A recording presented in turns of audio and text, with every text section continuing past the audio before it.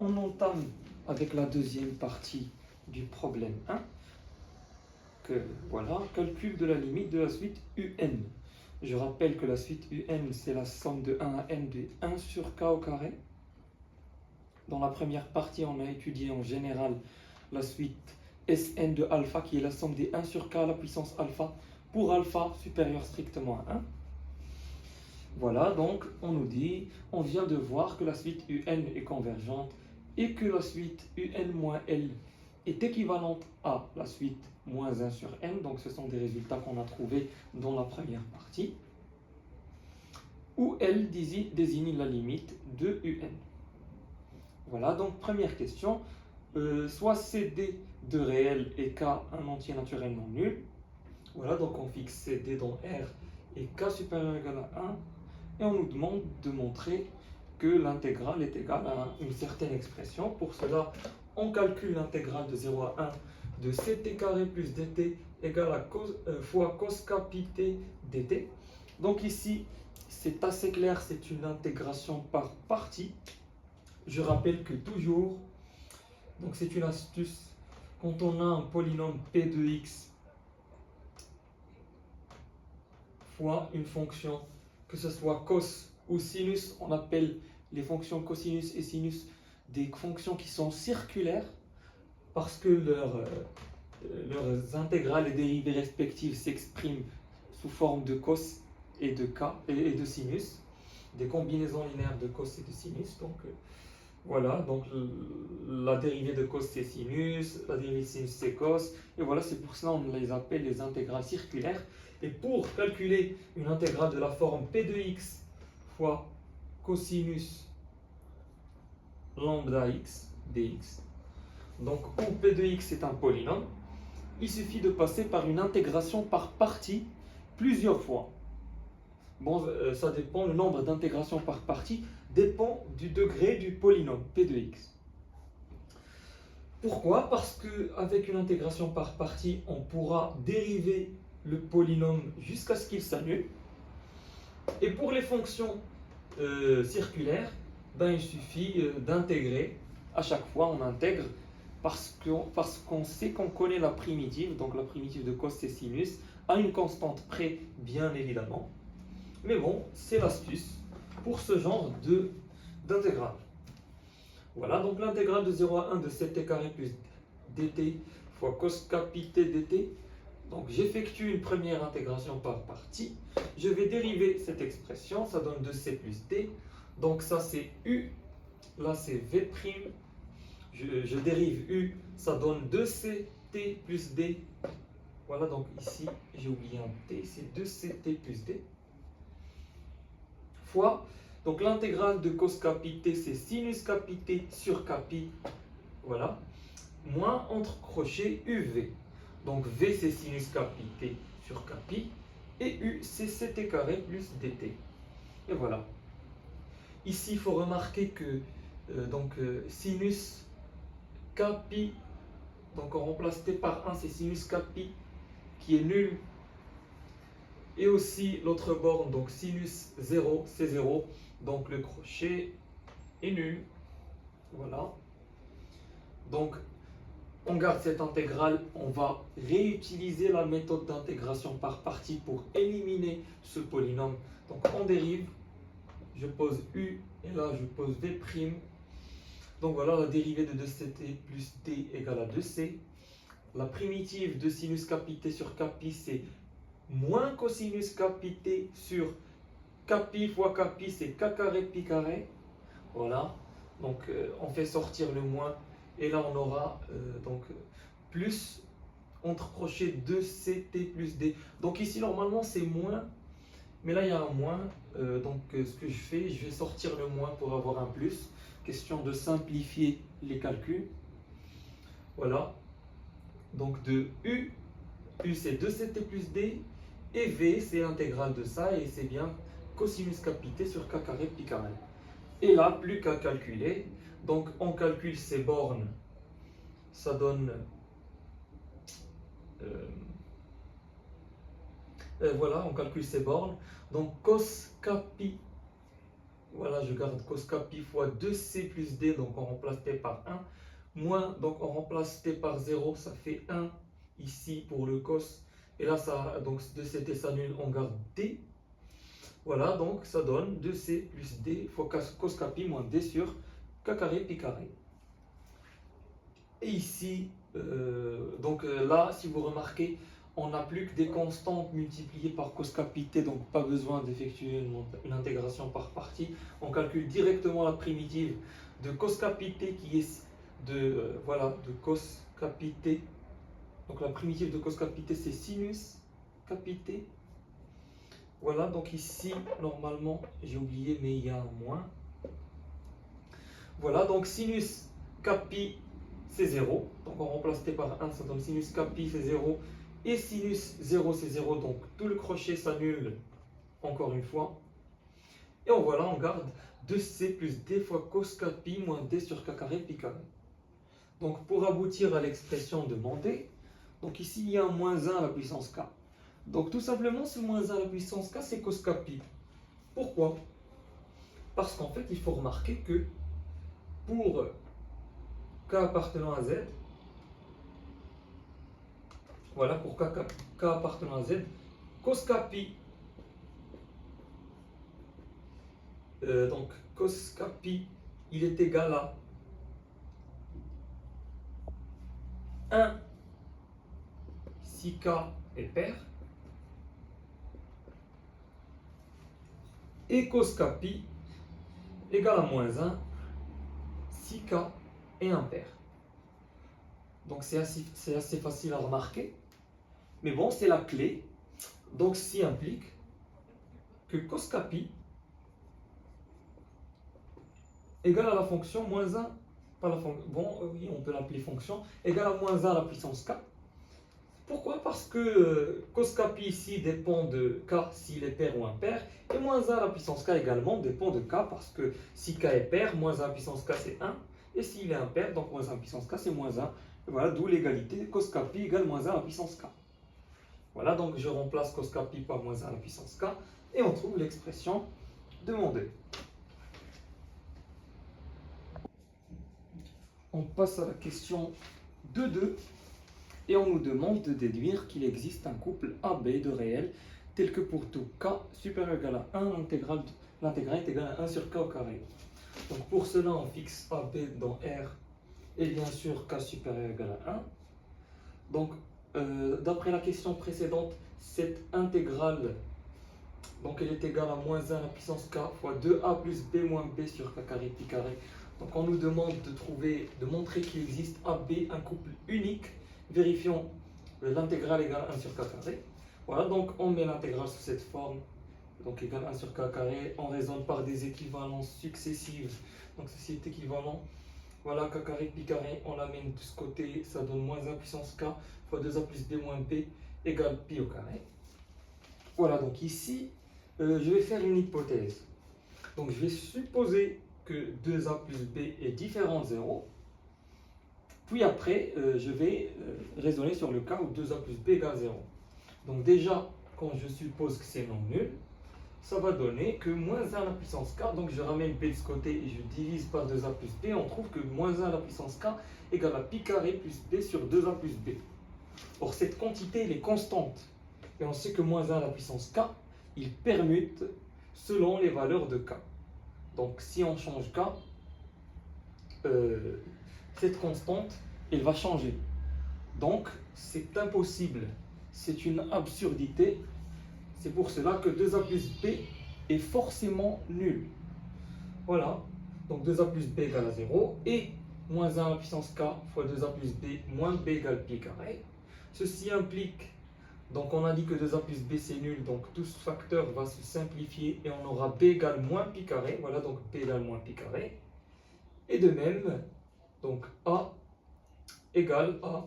Donc par cette relation, on a A égale moins B sur 2. Donc A égale pi carré sur 2. Voilà, donc par équivalence successive, on a montré qu'il existe un couple unique AB égale à pi carré sur 2 moins pi carré dans R au carré, tel que l'intégrale est égale à 1 sur K au carré. On passe à la question 2.3. Donc il s'agit de calculer la valeur de l'intégrale de 0 à 1 de at carré plus bt fois 1 demi plus la somme de 1 à n de cos capi t en fonction de un. Donc pour cela déjà on va fixer n supérieur ou égal à 1. Donc on calcule cette intégrale. Donc déjà par linéarité de l'intégrale on va séparer, donc on va déjà développer cette factorisation. Donc ça va donner 1 demi fois l'intégrale de 0 à 1 de at carré plus bt dt plus l'intégrale de 0 à 1 de at carré plus bt fois cette somme. Or, par linéarité de l'intégrale, l'intégrale de la somme, c'est la somme des intégrales. Donc on peut faire sortir la somme de l'intégrale et on aura plus la somme de 1 à n de l'intégrale de 0 à 1 de at carré plus bt fois cos capi t dt. Or cette intégrale, c'est l'intégrale qu'on a calculée précédemment et qui donc en fonction de a et b et qui est égale à 1 sur k au carré. On a montré qu'il existe un couple unique a et b. Donc puisqu'on a a et b ici, donc cette intégrale est égale à 1 sur k au carré. Donc c'est la somme des 1 sur k carré. Voilà. Et là, on calcule cette intégrale.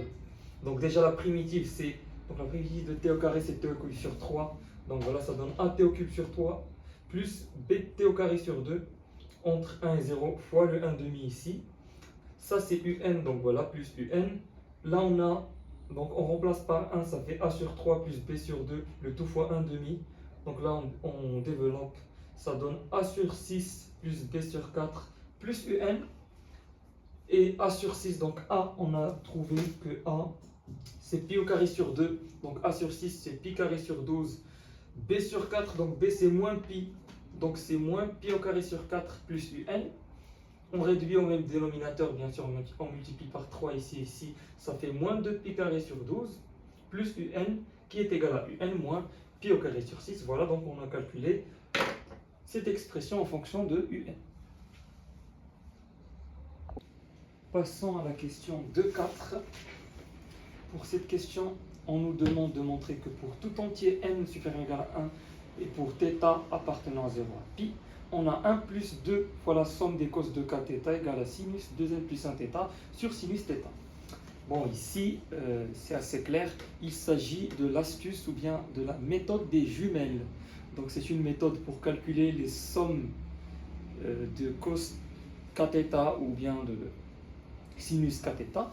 J'ai d'ailleurs expliqué ou bien oui, j'ai déjà expliqué cette méthode dans les vidéos ou bien la partie qui concerne les nombres complexes. Donc vous pouvez trouver dans les playlists sur ma chaîne partie nombres complexes. Donc vers la fin, j'ai parlé de ce genre de somme et de la méthode de son calcul.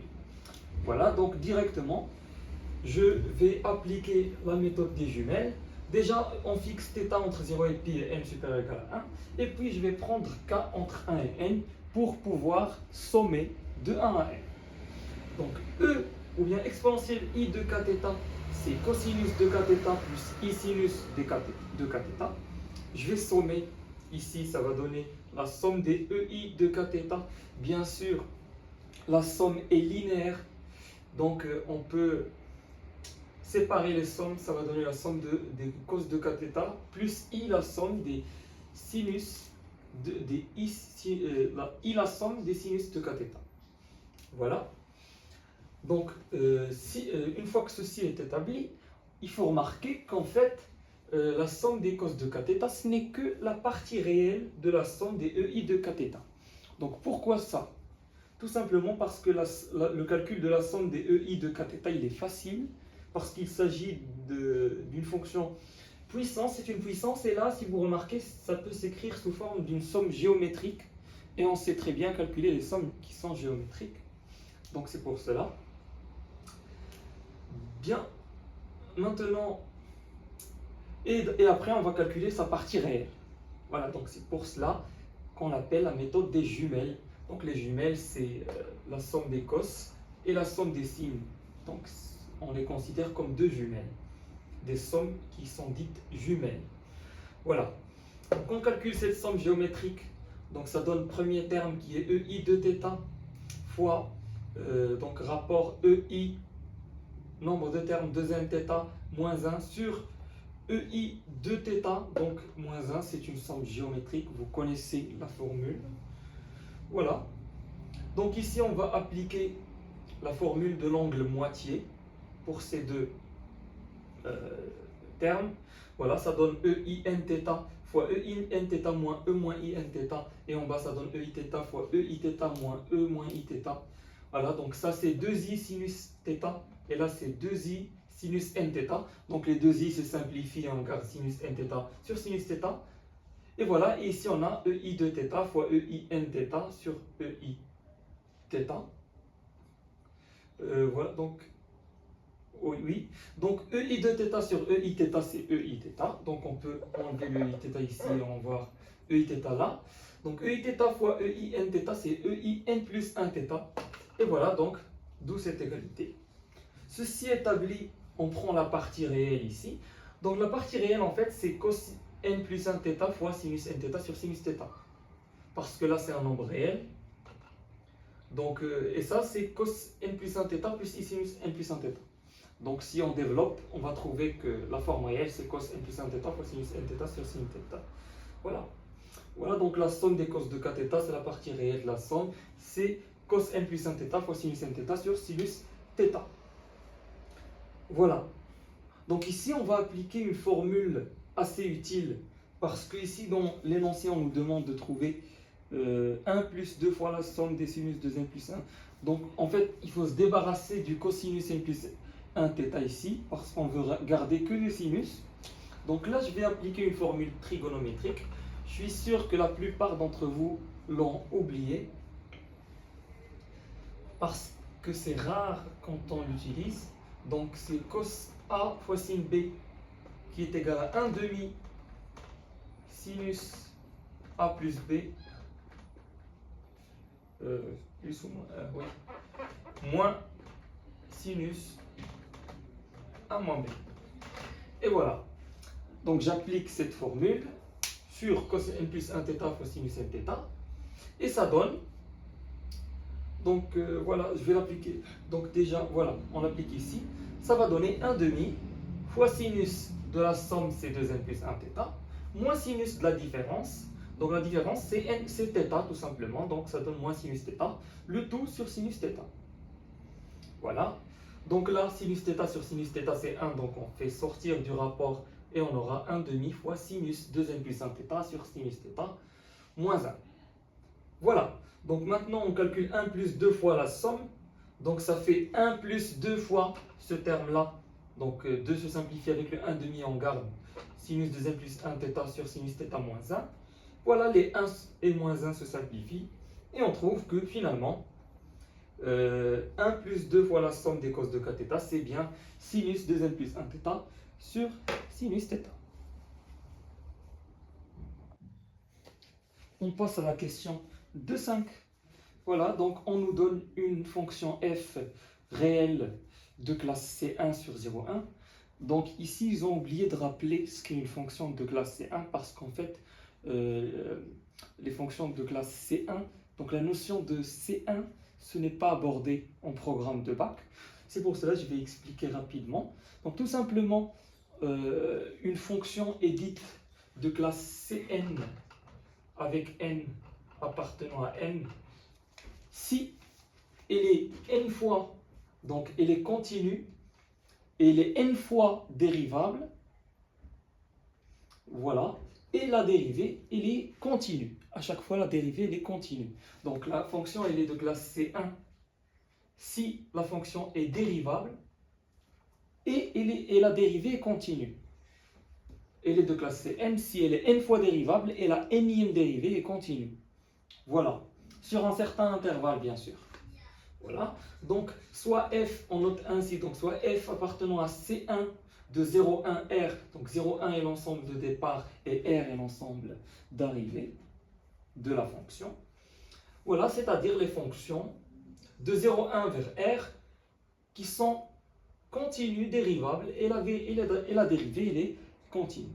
Voilà. Donc, pourquoi on nous dit que f est de classe C1? Tout simplement parce qu'on devra faire un changement pas un changement, mais une intégration par partie. Et pour faire une intégration par partie, la fonction elle doit être de classe C1. Donc elle doit être dérivable et la dérivée doit être continue, par définition. Pour appliquer la formule d'intégration par partie. Voilà. Donc, une autre remarque concernant la question 2.5.1, j'ai remarqué qu'il y a une erreur, parce que quand on calcule l'intégrale de 0 à 1 de f de t sinus lambda t, en fait, ça donne moins le résultat qu'on nous demande. Donc, voilà, ils ont manifestement oublié un signe moins. Voilà, donc on fait le calcul. Donc, intégration par partie, rapidement, on dérive f et on intègre sinus. Donc, l'intégrale de sinus, c'est moins cosinus. Voilà, donc ça fait l'intégrale de 0 à 1 de f' de t fois cosinus lambda t sur lambda. Bien sûr, on a fait sortir le moins.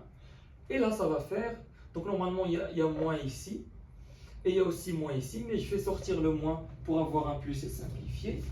Voilà, ça fait plus entre crochet f de t cos lambda t sur lambda entre 0 et 1. Voilà, donc on calcule ces bornes. On garde l'expression de cette intégrale, on fait juste sortir la constante 1 sur lambda à l'extérieur, voilà, plus ça donne f de 1 fois cosinus de lambda, donc on remplace t par 1, ça fait f de 1 cosinus de lambda, moins, donc cosinus 0 c'est 1 fois f de 0, ça donne f de 0, donc moins f de 0, le tout sur lambda.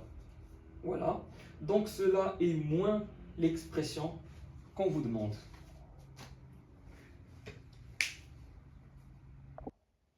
On passe à la question 2.5.2.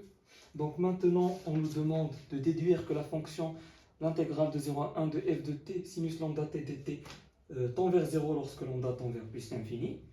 Voilà, donc on a déjà calculé son expression. Donc la limite de l'intégrale, c'est la limite de moins l'expression qu'on a trouvée précédemment.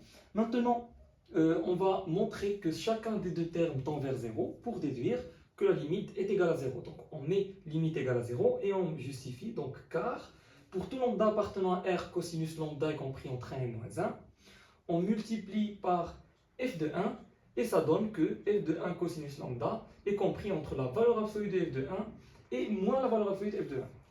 Voilà. Donc on met la valeur absolue, c'est obligé parce qu'on ne connaît pas le signe de f de 1. Voilà.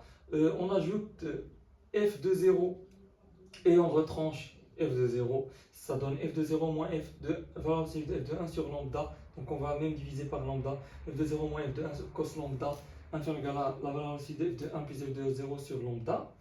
Donc ce sont des constantes sur lambda qui tend vers plus l'infini, donc la limite par théorème des gendarmes c'est 0. Donc pour le deuxième terme, c'est l'intégrale de 0 à 1 de f' dt cos lambda t sur lambda. Donc on a cos lambda t entre moins 1 et 1. On va de la même manière multiplier par f' de t, mais cette fois, f' de t, on va mettre en valeur absolue de la même manière qu'on a mis ici, et après on intègre de 0 à 1. Donc on trouve que l'intégrale est comprise entre moins l'intégrale de f' de t et plus l'intégrale de f' de t. Je rappelle que f' est de classe, f est de classe C1, donc f' est continu sur 0,1. Donc cette intégrale est bien définie, donc il existe une fonction phi telle que l'intégrale de 0 à 1 de f' dt de t dt est égale à phi de 1 moins phi de 0. Voilà, donc en fait, on trouve que cette intégrale de 0 à 1 f' de t cos lambda t dt est comprise entre phi de 1 moins phi de 0, où phi est la primitive qui est bien définie, sur lambda, bien sûr on a ici sur lambda, donc phi de 1 moins phi de, ou bien avec le moins ça devient phi de 0 moins phi de 1 sur lambda. Donc on a dit que la primitive existe parce que f' est continu, donc la valeur absolue de f' est continue. Voilà, là on a des constantes sur lambda. Lorsque lambda tend vers plus l'infini, les deux bornes, ou bien les deux termes dans les bornes de l'encadrement tendent vers 0. Donc encore une fois, par théorème des gendarmes, la limite c'est 0.